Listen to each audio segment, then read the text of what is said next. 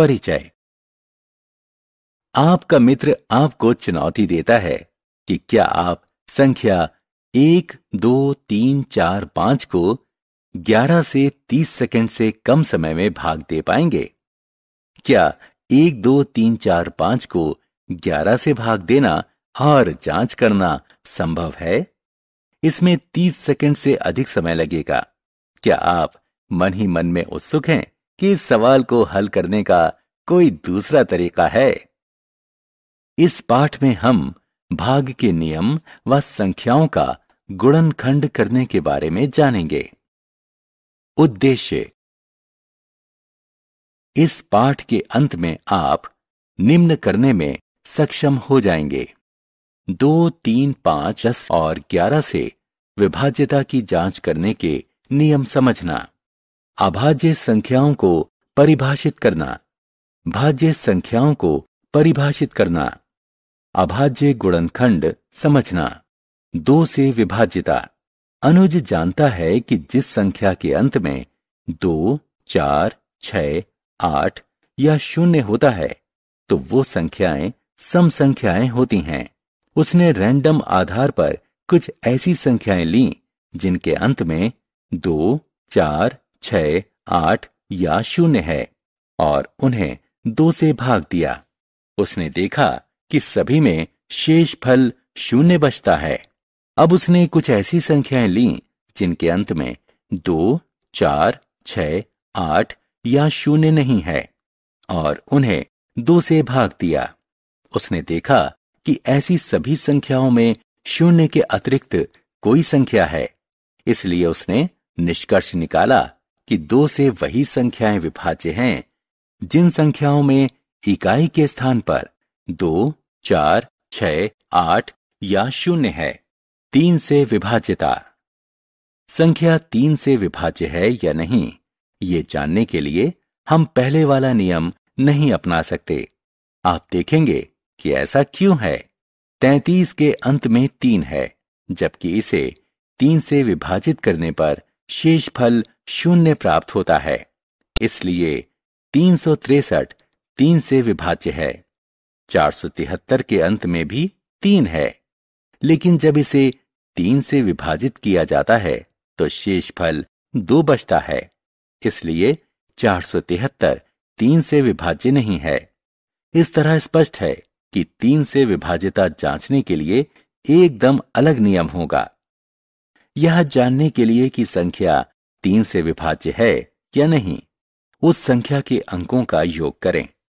उदाहरण के लिए 363 की 3 से विभाज्यता जांचने के लिए हम 3, 6 और 3 का योग करते हैं। हमें योगफल 12 प्राप्त होता है और 12 3 से विभाज्य संख्या है। अब 4, 7, 3 के अंकों का योग करें। योगफल 14 प्राप्त हुआ, जो कि 3 से अविभाज्य संख्या है। इसलिए हम कह सकते हैं कि यदि संख्या के अंकों का योग 3 का गुणज है तो वह संख्या 3 से विभाज्य है। 5 और 10 से विभाज्यता। अनुज को किसी संख्या की 5 से विभाज्यता की जांच करना बहुत आसान लगता है। वो संख्याएं जिनके अंत में 5 या 0 है 5 से विभाज्य हैं। कोई भी वह संख्या जिसके अंत में 0 है वह 10 का गुणज है, इसलिए वह 10 से विभाज्य है। इसलिए कोई संख्या जिसके इकाई के स्थान पर 0 या 5 है तो यह 5 से विभाज्य है, और कोई ऐसी संख्या जिसके इकाई के स्थान पर 0 है तो वह संख्या 10 से विभाज्य है। आत्म मूल्यांकन।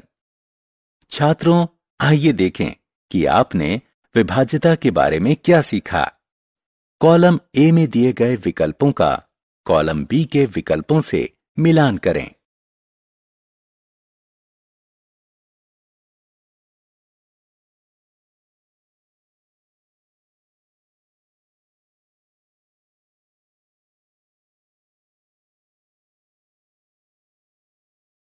ग्यारह से विभाज्यता। मान लें कि संख्याएं 132, 1562, 2717 और 83,919 है। ये सभी संख्याएं 11 से विभाज्य हैं और इसे भाग की सीधी विधि द्वारा जांचा जा सकता है। इकाई से शुरू करते हुए इन संख्याओं के विषम स्थानिक अंकों के योग पर विचार करें। इसी प्रकार शेष अंकों या समस्थानिक अंकों के योग पर विचार करें। इन दोनों योगफलों के मध्य अंतर ज्ञात करें। यह अंतर या तो 0 है या फिर 11 का गुणज है। यह कोई संयोग नहीं है, यह सामान्य नियम है। यदि किसी संख्या के विषम स्थानिक और समस्थानिक अंकों के योग का अंतर 11 से विभाज्य है, तो वह संख्या भी 11 से विभाज्य होगी। अभाज्य संख्याएं और भाज्य संख्याएं। संख्या 1 को देखें। इसका केवल एक गुणनखंड है, स्वयं 1। एक विशिष्ट संख्या है। संख्याओं 2, 3, 5, 7 इत्यादि को देखें। वास्तव में इन संख्याओं के दो गुणनखंड हैं, 1 और संख्या स्वयं। वे संख्याएं जिनके केवल 2 गुणनखंड होते हैं, वे अभाज्य संख्याएं कहलाती हैं। कुछ और संख्याओं जैसे 4, 6, 8 इत्यादि के 2 से अधिक गुणनखंड होते हैं। जिन संख्याओं के 2 से अधिक गुणनखंड होते हैं, वे भाज्य संख्याएं कहलाती हैं। संख्या 1 ना तो अभाज्य है और ना ही भाज्य। 2 सबसे छोटी अभाज्य संख्या है। यह एकमात्र सम अभाज्य संख्या है। अन्य सभी अभाज्य संख्याएं विषम हैं। इरेटोस्थेनस की छन्नी।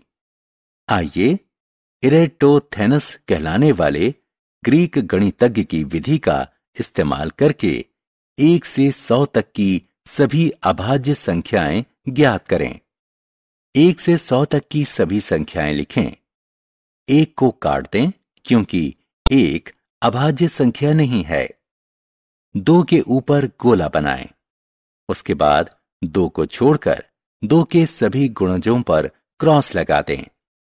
अब आप देखेंगे कि पहली बिना क्रॉस की संख्या 3 है। 3 के ऊपर गोला बनाएं और 3 को छोड़कर इसके सभी गुणजों को क्रॉस करें। अगली बिना क्रॉस वाली संख्या 5 है। 5 के ऊपर गोला बनाएं और 5 को छोड़कर 5 के सभी गुणजों पर क्रॉस लगाएं। अगली बिना क्रॉस वाली संख्या 7 है। 7 के ऊपर गोला बनाएं और 7 को छोड़कर 7 के सभी गुणजों पर क्रॉस लगाएं। इस तरह सभी बिना क्रॉस वाली संख्याएं अभाज्य संख्याएं होंगी। 1 को छोड़कर अन्य सभी क्रॉस वाली संख्याएं भाज्य संख्याएं होंगी। अभाज्य गुणनखंड। जब हम किसी संख्या को इसके गुणनखंडों के गुणनफल के रूप में व्यक्त करते हैं, तो हम कहते हैं कि संख्या का गुणनखंड किया गया है। इस तरह जब हम 24 को 3 गुणे 8 लिखते हैं, तो हम कहेंगे कि संख्या का गुणनखंड किया गया है। गुणनखंड 8 का आगे 2 गुणे 2 गुणे 2 के रूप में गुणनखंड किया जा सकता है। हम 24 को 2 गुणे 12 के रूप में भी लिख सकते हैं। इसमें गुणनखंड 12 का आगे 2 गुणे 2 गुणे 3 के रूप में गुणनखंड किया जा सकता है। इस तरह 24 को 2 गुणे 2 गुणे 2 गुणे 3 के रूप में लिखा जा सकता है। 24 को एक और विधि से 4 गुणे 6 के रूप में भी लिखा जा सकता है। गुणनखंड 4 का आगे 2 गुणे 2 के रूप में गुणनखंड किया जा सकता है। गुणनखंड 6 का आगे 2 गुणे 3 के रूप में गुणनखंड किया जा सकता है। इस विधि से भी 24 को 2 गुणे 2 गुणे 2 गुणे 3 के रूप में लिखा जा सकता है। इस तरह 24 का गुणनखंड करने पर हमें अंततः 2 गुणे 2 गुणे 2 गुणे 3 ही प्राप्त होता है। इस गुणनखंड में शामिल गुणनखंड 2 और 3 दोनों अभाज्य संख्याएं हैं। किसी संख्या का इस प्रकार का गुणनखंड अभाज्य गुणनखंड कहलाता है। आत्म मूल्यांकन। आइए देखें कि आपने अभाज्य एवं भाज्य संख्याओं के बारे में क्या सीखा। सही विकल्पों को उठाकर रिक्त स्थानों में भरें। सारांश। आइए हमने जो कुछ सीखा है उसे संक्षेप में दोहराएं। जिन संख्याओं में इकाई के स्थान पर 2, 4, 6, 8 या 0 होता है वे 2 से विभाज्य होती हैं। जिन संख्याओं में इकाई के स्थान पर 5 या 0 होता है वे संख्याएं 5 से विभाज्य होती हैं। जिन संख्याओं में इकाई के स्थान पर 0 होता है वे संख्याएं 10 से विभाज्य होती हैं। यदि किसी संख्या के अंकों का योग 3 से विभाज्य है तो वो संख्या भी 3 से विभाज्य होगी। यदि किसी संख्या के विषम स्थानिक और समस्थानिक अंकों के योग का अंतर 11 से विभाज्य है तो वह संख्या भी 11 से विभाज्य होगी। 2 गुणनखंडों वाली संख्याएं अभाज्य संख्याएं कहलाती हैं। 2 से अधिक गुणनखंडों वाली संख्याएं भाज्य संख्याएं कहलाती हैं। एक विशिष्ट संख्या है। यह ना तो अभाज्य है और ना ही भाज्य। संख्या 2 सबसे छोटी अभाज्य संख्या है। यह एकमात्र अभाज्य सम संख्या है। अन्य सभी अभाज्य संख्याएं विषम हैं।